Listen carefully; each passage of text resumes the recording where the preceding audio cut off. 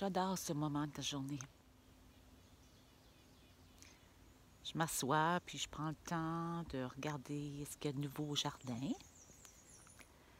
Ceux qui me connaissent savent à quel point j'aime la tranquillité. Juste apprécier le moment présent. Apprécier le calme. Est-ce qu'on prend le temps d'écouter les bruits ou les non-bruits de la nature?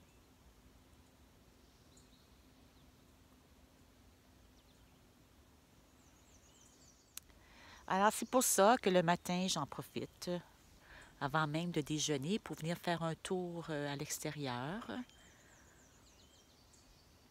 voir ce qui bouge, ce qui fait du bruit, mais des bons bruits, les bruits de la nature. Oh, entendez-vous? Les oiseaux.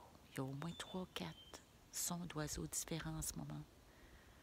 Le matin, j'aime me réveiller au son du rouge-gorge. Dans la journée, j'entends les mésanges, les grives, les pics-bois, les geais bleus parfois.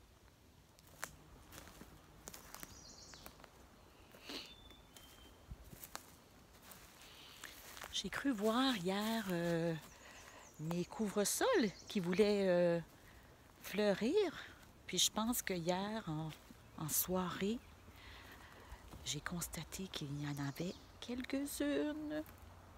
Ça me rend heureuse.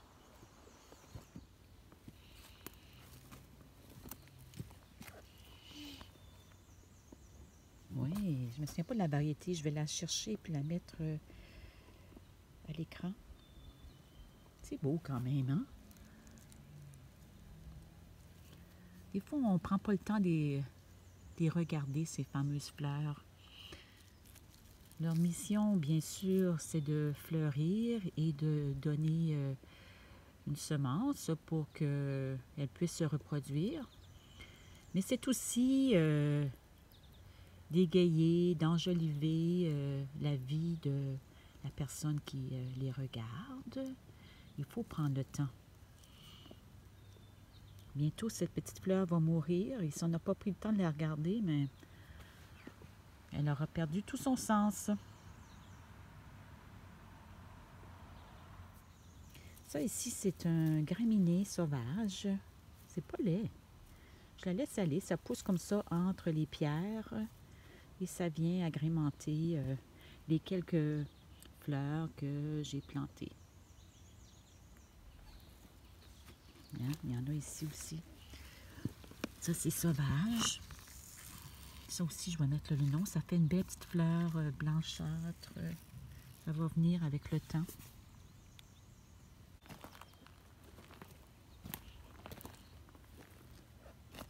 Regardez comme c'est beau. Le myosotis.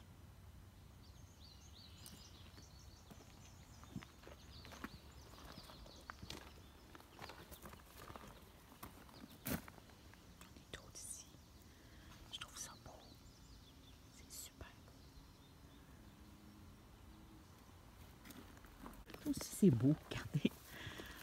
C'est des fougères. Ça vient un peu de la forêt qui est juste à côté. Mais c'est beau. C'est beau comme ça entre les pierres. Moi, j'aime ça. Je laisse ça aller. Il y a aussi des pissenlits. Je ne sais pas si vous savez, mais les pissenlits attirent les abeilles et ils sont importants à ce temps-ci de l'année. Il ne faut pas les arracher. Il ne faut pas non plus passer la tondeuse, au moins pour le mois de mai, pour que les abeilles puissent venir butiner. Et si vous ne les aimez pas, vous pourrez toujours peut-être les enlever au mois de juin. Moi, je ne considère pas ça une mauvaise herbe. C'est plutôt une indésirable, une plante qui se retrouve à un endroit où on ne la veut pas. Tiens, justement. Des beaux pissenlits en fleurs.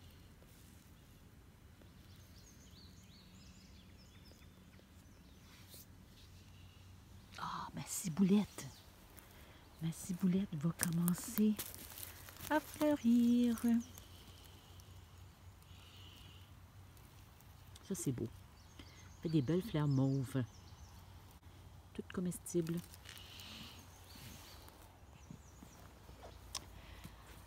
Alors, je vais rentrer déjeuner, puis on se revoit tantôt.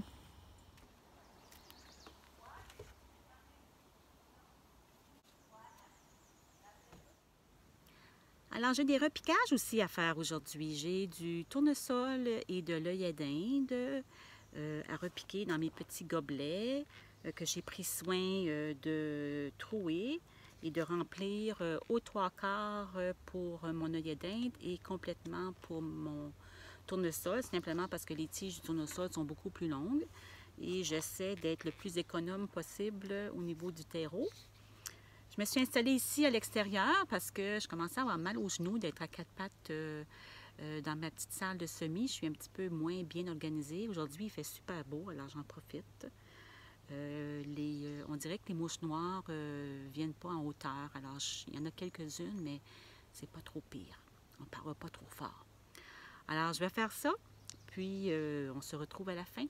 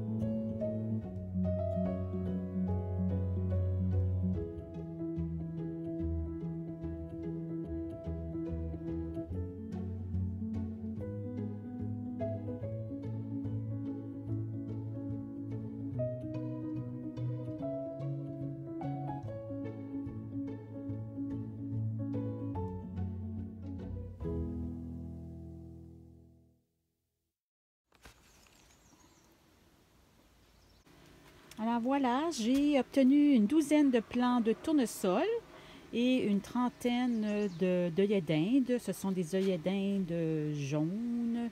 Ça devrait être très joli. Je voulais les placer, je pense, autour de ma monarde. Il va me rester encore du kale, 2 variétés de kale à repiquer. Je vais faire ça probablement en fin d'après-midi ou demain. Maintenant que j'ai terminé de repiquer les quelques plantes que j'avais, j'ai 2 petits projets que j'aimerais faire. Je vais peut-être commencer, je vais y aller par priorité.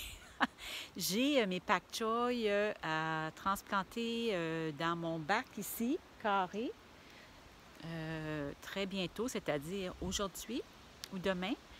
Et avant de faire ça, je voulais me fabriquer des genres de cerceaux parce que je vais devoir les recouvrir d'une toile parce que les pak choy sont reconnus pour avoir des insectes.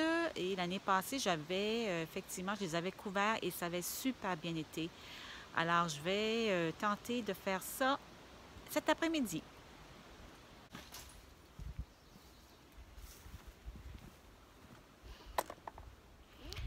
J'ai eu beaucoup de difficultés à trouver un fil métallique dans la région avec la COVID. On sait très bien que les inventaires sont très restreints. Alors, je vais essayer de patenter quelque chose en espérant que ça va être solide et que ça va pouvoir retenir la fameuse toile. Une chance que je ne vous ai pas emmené avec moi pendant que je patentais mes cerceaux parce que c'est pas la solution idéale. Mais en tout cas, je me suis essayée. Si ça fonctionne, tant mieux. Sinon, ben peut-être que j'aurai pas le choix d'aller chercher quelque chose d'un peu plus solide et d'un peu plus coûteux. Alors, voici donc la toile en question. Je vais devoir la mesurer et la couper parce qu'elle est très grande. Possiblement que je l'utiliserai aussi pour un autre endroit si j'en ai besoin. Alors, c'est une toile très transparente qui laisse passer le soleil et l'eau. Donc, on n'a pas à l'enlever pour arroser. et elle empêche que les insectes viennent manger nos beaux légumes. Alors, je vais mesurer ça, puis l'installer, voir si les cerceaux que j'ai mis en dessous vont tenir la route.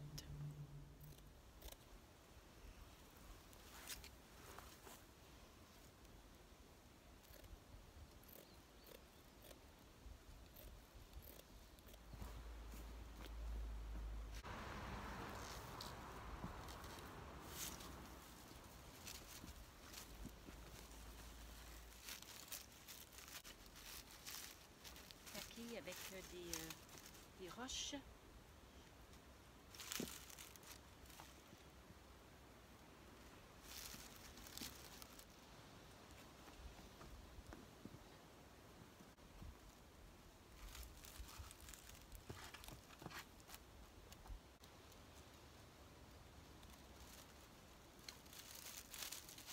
Bien, finalement, ça semble tenir le coup. J'ai roulé chaque côté, j'ai mis des roches et là, je m'apprête à planter mon pak choy.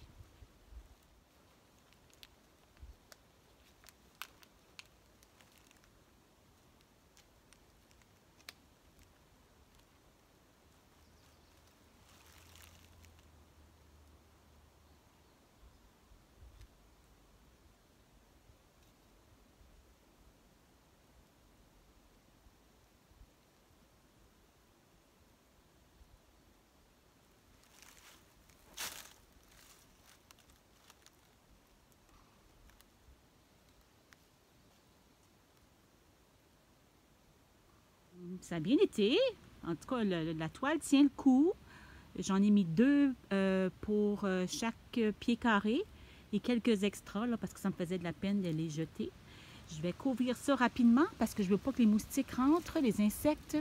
Puis, je vous montre comment on l'attache. Alors, voilà donc le résultat. On voit très bien là, les pak choy au travers de la toile. Alors, je l'ai roulé sur les côtés et retenu le tissu par des pierres. Et au bout, j'ai attaché avec une corde et j'ai mis également des pierres pour retenir le tout. Alors, c'est très solide, bien, du moins pour la toile. Pour le support qui est en dessous, on va voir avec les vents. Mais pour le moment, ça a l'air à bien aller. À suivre.